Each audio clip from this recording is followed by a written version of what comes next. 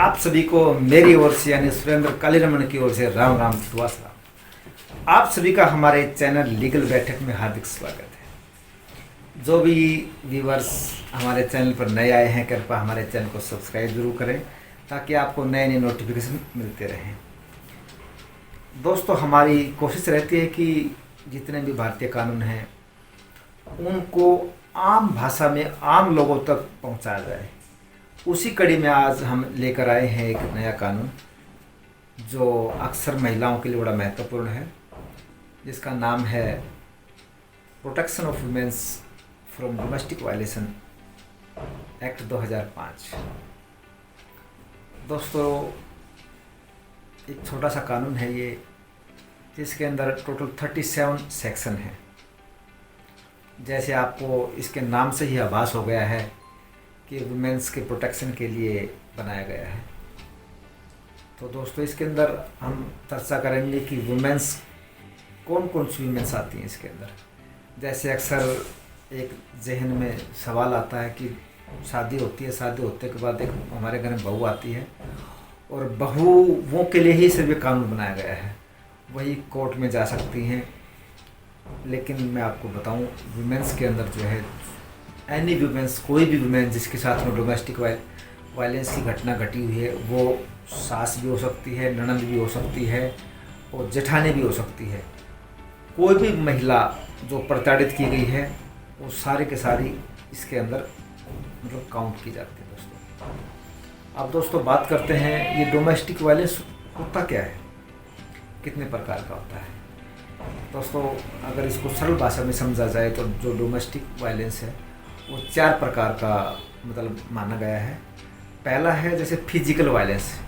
Physical violence क्या होता है, जैसे कोई भी मेल जो है किसी वुमेन्स को यानी कि टच करके जो है मैन हैंडलिंग करके, धक्का मुक्की करके या कोई पिटाई करता है या कोई भी ऐसी एक्टिविटी जिसमें जो है फिजिकल मस्ट है, तो उसको हम फिजिकल वायलेंस कहेंगे। उसके बाद दोस्तों नेक्स्ट है कि जैसे कोई इमोशनल है। इमोशनल में जैसे मान लें कोई भी किसी घर के अंदर है, कोई मैन या वीमेन किसी भी औरत को जो है वो गाली देती है, कोई उसके मतलब घर वालों के बारे में उल्टा सीधा बोलती है या ऐसा मतलब जो है ना कार्य करती है जिससे उसको इमोशनल जो है बड़ा आघात पहुंचता है, यानी कि उसको इमोशनल वायलेंस की फीलिंग होती है, तो वो इमोशनल वायलेंस कहा जाएगा। थर्ड वन है जैसे इकोनॉमिक वायलेंस। इकोनॉमिक वायलेंस क्या होता है, यानी कि आर्थिक जो वायलेंस है। जैसे हम कह सकते हैं कि जैसे किसी औरत को कोई आदमी जो है वो कोई मेडिकल फैसिलिटी के लिए पैसे प्रोवाइड ना करे, उसको घर खर्चे के लिए पैसे ना दे, अपने बच्चों की फीस के लिए मतलब पैसे प्रोवाइड ना करे, या कोई भी ऐसा मतलब आर्थिक जो उसकी मदद होनी चाहिए जो किसी भी आदमी की या किसी औरत की जो है एक लीगल लायबिलिटी है उसको पूरा करने के लिए, जिसके लिए वो बाउंड है। अगर वो नहीं पूरा करता, जैसे हम ये भी कह सकते हैं कि जैसे मान लो कोई औरत है, वो नौकरी करती है और वो तनख्वाह लेकर आती है अपने घर में, तो उस पैसे पर जो है सिर्फ औरत का ही राइट है, क्योंकि वो उसके द्वारा कमाया और अर्जित किया हुआ धन है। लेकिन अक्सर देखा जाता है कि जो घर में कोई पुरुष है, कोई नशा करता है या मतलब कोई इस टाइप के जो लोग हैं, जो वायलेंस प्रवृत्ति के लोग हैं, तो वो उससे पैसे छीन लेते हैं। तो ये भी हम जो है इकोनॉमिक वायलेंस के अंदर आता है। नेक्स्ट है फोर्थ है लैंगिक जो है वायलेंस जो है। दोस्तों, जैसे कोई पति पत्नी है, किसी के साथ कोई ज़बरदस्ती करता है या कोई मतलब उसकी इच्छा के विरुद्ध जो है उसको मतलब इंटरकोर्स के लिए किसी भी चीज़ के लिए उसको परेशान करता है। यानी आप इसमें ये भी कह सकते हैं कि जैसे कोई औरत है वो बच्चा पैदा नहीं करना चाहती, तो अगर उसका पति या उसकी सास या कोई उसका जेठ या कोई जेठानी या कोई मतलब ससुर वो उस चीज़ के लिए उसको बाध्य करते हैं कि आपको बच्चा पैदा ही करना पड़ेगा। और अक्सर आप देखते हैं घरों में कि जैसे मान लें कई औरतें होती हैं कि नहीं हमें तो लड़का ही चाहिए, तो वो भी जो एक जो उसको प्रताड़ना है वो भी लैंगिक उसमें ही आएगी। या उसके अलावा कोई भी जैसे माना कि भाई उसको कोई भी जो है, जैसे कई बार देखा जाता है ससुर है या जेठ है, वो भी जो है गलत नज़र से देखते हैं घर में बहुओं को। इस टाइप का एलिगेशन अक्सर जो है प्रैक्टिस में देखने को मिलते हैं। तो इस टाइप के जो एलिगेशन है, इस टाइप के जो वायलेंस है, वो जो है लैंगिक जो वायलेंस है उसके अकॉर्डिंग माना गया है। तो दोस्तों आपको पता लग गया कि इसमें विमेंस कौन कौन से आती है और डोमेस्टिक वायलेंस क्या क्या होता है। उसके बाद आता कि अगर आप पर वायलेंस हुई तो आप क्या करेंगे। उसके लिए जो है दो तरीके हैं। पहला तरीका है कि अगर मान लो आप इस पोजीशन में नहीं है कि आप कोर्ट तो जा पाते, आप घर में आपको चार दीवारी में कैद किए, आपके घर के बाहर मतलब जो लॉक लगा दिया गया है, तो आप ऐसी अवस्था में जो है पुलिस को या महिला हेल्पलाइन को शिकायत कर सकते हैं, कंप्लेंट कर सकते हैं। पुलिस वहाँ पर आएगी, उसके बाद आप अपनी सारी बातें बता सकते हो, देन आप कोर्ट में मूव कर सकते हो। सेकंड वन है कि आप जो डायरेक्ट जो है कोर्ट के अंदर कंप्लेंट केस फाइल कर सकते हो। तो ये आपको पता लगा कि आप कंप्लेंट केस फाइल कर सकते हो। कौन कर सकता है इसके अंदर? कोई भी एग्रीव्ड वीमेंस जो है जिसके साथ में प्रताड़ना हुई है, जिसको परेशान किया, वो फाइल कर सकती है। अब दोस्तों उसका जुरिडिक्शन क्या होगा? जुरिडिक्शन दोस्तों उसको बोलते हैं क्षेत्राधिकार, यानी कि आप किस कोर्ट में मुकदमा दायर कर सकते हैं। इसके लिए दोस्तों तीन चीज़ें मेन जुरिडिक्शन के अंदर आती हैं। या तो जहाँ पर आप रहते हो, सेकंड वन या आपका जो अपोजिट पार्टी है, आपको रेस्पोंडेंट है, जिसके आपके यानी जेठ जेठानी है या आपके मतलब ससुर है या आपका हस्बैंड है, जिससे आपको मतलब परेशानी है, उसकी वहाँ कोर्ट में आप फाइल कर सकते हो। थर्ड वन है जहाँ पर ये जो एलिगेशन है, जहाँ पर ये घटना घटी है, वहाँ पर भी आप फाइल कर सकते हो इसको दोस्तों। अब दोस्तों इसको फाइल करने का तरीका क्या है? इसके लिए दोस्तों एक आपको कंप्लेंट जो है तैयार करनी पड़ती है। आप थ्रू काउंसिल, थ्रू एडवोकेट भी इसको तैयार कर सकते हो या इन पर्सन भी आप इसको कर सकते हो। इसके अंदर क्या कि सबसे पहले तो मेन है कि जो जितने भी आप रेस्पोंडेंट हैं जिन्हें आपको परेशान किया है, उनका आपके पास जो है मतलब संपूर्ण जो है जो ट्रेसेबल एड्रेस होना बहुत ज़रूरी है। आप उनके उसमें एड्रेस मेंशन करेंगे मेमो पार्टी पर। उसके बाद आप जो है आप अपने बारे में बताएंगे कि भाई आप कौन हो और जो रेस्पोंडेंट से आपका क्या रिलेशन है। उसके बाद आप जो डे बाय डे जो जितनी भी घटना घटी है, घटना के साथ में कोई मेडिकल एविडेंस है या कोई 100 नंबर का कॉल है या फिर कोई भी आपने कभी कंप्लेंट की हो, वटेवर जो भी है, शादी का प्रूफ है या बच्चे हैं तो बच्चों का प्रूफ है, तो जितने भी इंसिडेंटल जो भी आपके पास डॉक्यूमेंट है, आप जो है इस कंप्लेंट के साथ में कंप्लेंट केस के साथ में लिस्ट ऑफ डॉक्यूमेंट के साथ में एनेक्सर करोगे और उसके बाद एक नॉमिनल कोर्ट फीस होती है, उसके माध्यम से आप इसको कोर्ट के अंदर फाइल कर दोगे। कोर्ट में फाइल करने के बाद में कोर्ट जो है सबसे पहले कंसिडरेशन के लिए आपको बुलाएगा, आपसे पूछेगा कि क्या क्या आपको दिक्कत थी, कैसे क्या जो आपने उसे मेंशन किए। देन उसके बाद जो है नोटिस दूसरी पार्टी को इशू करेगा। और इन बिटवीन जो है इसके अंदर जो है जो मैं बात करूँ दिल्ली की, तो दिल्ली के अंदर एक समाज कल्याण विभाग जो सोशल वेलफेयर जो डिपार्टमेंट है, उसके अंदर जो है जो प्रोटेक्शन ऑफिसर जिसको संरक्षण अधिकारी भी कहा गया है, इस एक्ट के अकॉर्डिंग उनकी जो है अपॉइंटमेंट दिल्ली सरकार के द्वारा की गई है। उसके बाद जो है जैसे ही कोर्ट में आपने मुकदमा दायर कर दिया, तो कोर्ट मुकदमा दायर करने के बाद सबसे पहले जो आपके लिए एक प्रोटेक्शन ऑफिसर अपॉइंट करेगी। प्रोटेक्शन ऑफिसर जो है अपॉइंट होने के बाद आपकी जितने भी इंसिडेंट है, जो भी घटना है, उसकी जो डिटेल है वो एक रिपोर्ट बनाएगी, जिसको जो है डार कहा जाता है।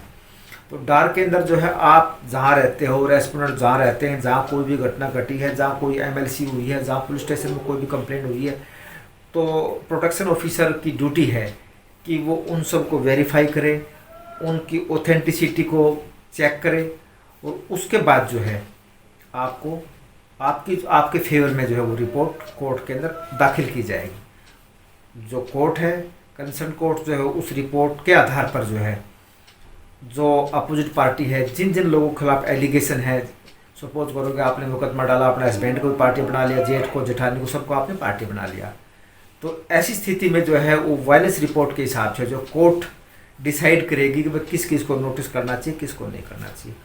और इन केस मतलब अगर आप कोई मेडिकल फैसिलिटी या किसी भी चीज़ की आवश्यकता है, तो कोर्ट जो है प्रोटेक्शन ऑफिसर के माध्यम से आपको जो है ये फैसिलिटी भी इन बिटवीन आपको प्रोवाइड कराएगी।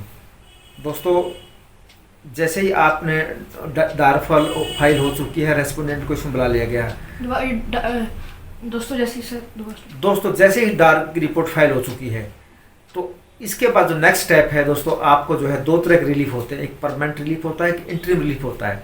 तो आपको जो तुरंत जो है इंटरिम रिलीफ के ऊपर आपने जो है आर्ग्यूमेंट करना है, कोर्ट को आपने असिस्ट करना है कि तो मुझे इंटरिम रिलीफ जो है सबसे पहले प्रोवाइड किया जाए। इंटरिम रिलीफ के अंदर दोस्तों जैसे मैंने आपको रहने के लिए या आपको मेंटेनेंस के लिए तुरंत जो चीज़ आवश्यकता है, तो जैसे कोई बच्चा तुरंत आपसे छीन लिया गया है तो तुरंत पहले इंटरिम जो आपको रिलीफ है उसके ऊपर आपको आर्ग्यूमेंट करनी पड़ेगी और सबसे पहले आप इंटरिम रिलीफ को जो है कोर्ट के ज़रिए हासिल कीजिए। एक और जो है बड़ा एक टेक्निकल क्वेश्चन होता है कि जो डोमेस्टिक वायलेंस है का जो पिटीशन फाइल जाती है वेदर ये क्रिमिनल केस है सिविल केस है। तो दोस्तों ये जो प्रोसीडिंग है वैसे ये क्रिमिनल जो CRPC अकॉर्डिंग चलती है, लेकिन जो कुछ जो प्रोसीजर है जैसे जवाब देने का है या कोई वो सिविल प्रोसीजर के हिसाब चलती है। लेकिन इसको हम कह सकते हैं कि जो एज पर CRPC जो है ये क्रिमिनल ही चलती है दोस्तों।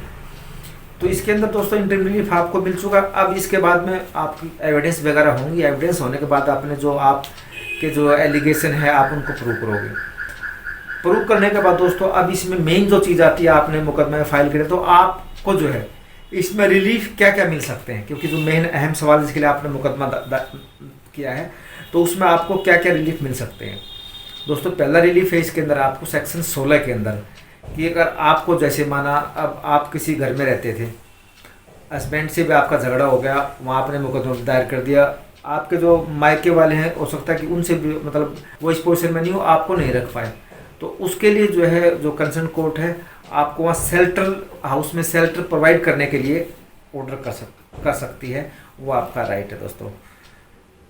नेक्स्ट है कि दोस्तों अगर सेक्शन 17 के अंदर जो है आपको अगर कोई भी मेडिकल फैसिलिटी जो है आपको मतलब किसी चीज़ की जो मेडिकल फैसिलिटी है तो प्रोटेक्शन माध्यम के आप प्रोटेक्शन ऑफिसर के माध्यम से आपको जो फैसिलिटी प्रोवाइड की जाएगी। दोस्तों सेक्शन 18 के अंदर क्या है कि आपको जो मेन जो आपका जो एक्ट है उसका जो थीम है वो है प्रोटेक्शन ऑर्डर। आपको प्रोटेक्शन ऑर्डर कोर्ट ग्रांट करेगी। इस प्रोटेक्शन ऑर्डर ग्रांट होने के बाद आपको यानी कोई भी आपके इन लॉज हैं या आपको कोई भी मतलब जो आपको प्रताड़ित करें वो आपको भविष्य में कभी भी आपको परेशान नहीं करेंगे, आपको प्रोटेक्ट किया जाएगा। प्रोटेक्ट करने के लिए जो कोर्ट जो है जो कंसर्न्ड DCP है या SHO है उसको डायरेक्शन देगी कि भाई फलाना जो इसमें पटिशनर है इसको भविष्य में किसी प्रकार का जो है कोई भी थ्रेट या कोई भी मतलब किसी प्रकार का जो है इसको दिक्कत नहीं होना चाहिए, इसको प्रॉपर प्रोटेक्शन जो है आपको प्रोवाइड करना पड़ेगा। उसके बाद है नेक्स्ट जो है सेक्शन 19 के अंदर जो मेन चीज़ है वो है कि रेसिडेंस ऑर्डर।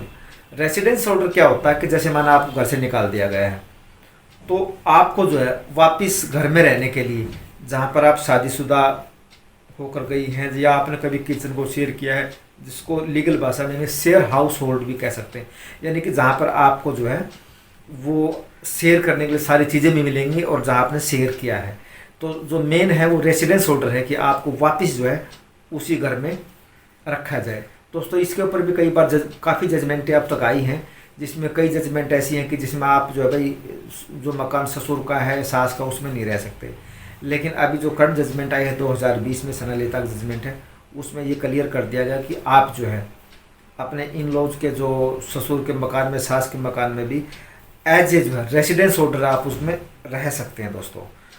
उसके बाद है दोस्तों नेक्स्ट है सेक्शन 20 जो बड़ा भी इम्पोर्टेंट है वो आपके लिए मॉनेटरी रिलीफ के लिए है।